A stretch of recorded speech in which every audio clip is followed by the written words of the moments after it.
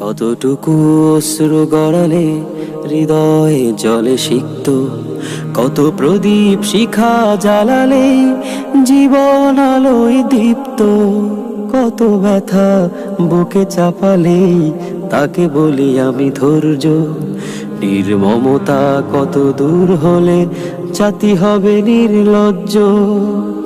আমি চিৎকার করে কাঁদিতে চাহিয়া করিতে পারিনি চিৎকার, আমি চিৎকার করে কাঁদিতে চাহিয়া করিতে পারিনি চিৎকার।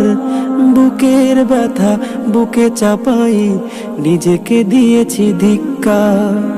আজও কানে ভাসে সেই কথাগুলো, কে জানি হবে যে শেষ কথা।